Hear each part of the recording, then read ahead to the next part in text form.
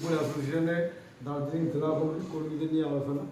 এই আলোচনার মূল উদ্দেশ্য লক্ষ্য হলো যে আমার 2005 সালের যে 20শে সেপ্টেম্বর আমার যেটা কুচবিহারের ভারত মুক্তি চুক্তির ওখানে যে আন্দোলন ছিল, সেই আন্দোলন করে যে 2005 সালের 20শে সেপ্টেম্বর আমার দুইজন সহকর্মী পুলিশের গুলিতে মারা যায়। সেই দুইজনের সেই শহীদ আত্মার প্রতি শ্রদ্ধা জ্ঞাপন করার জন্য প্রত্যেকবারেই আমরা এই শহীদ দিবস পালন করি। সেটা আগামী 20শে সেপ্টেম্বর কুচবিহার রাজনার মাঠে হবে। সেই শহীদ দিবস সম্পূর্ণ করার জন্য, সফলতা করার জন্য দার্জিলিং জেলার আমার ডিসিকের কর্মীদের নিয়ে আলোচনা করলাম। সেই মূল উদ্দেশ্য হলো আমার শহীদ দিবসটা যাতে সম্পূর্ণভাবে সফল করা হবে।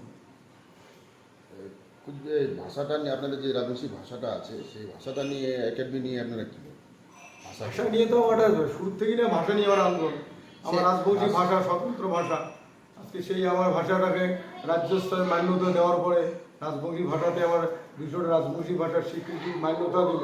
এবার আমার দাবি হচ্ছে, যেহেতু রাজ্য স্তর থেকে রাজবংশী ভাষার মান্যতা দেওয়া হয়, সেই ভিত্তিতে কেন্দ্র সরকার যে 8ম শিডিউল আছে বা সংবিধান যা আছে, সেই 8 নম্বর ধারা আমার মাতৃভাষার অতি সত্ত্বর মান্যতা দেওয়া, এটাও আমার দাবি। আপনার নাম করেছে? আমার নাম বংশীবদন বর্মন।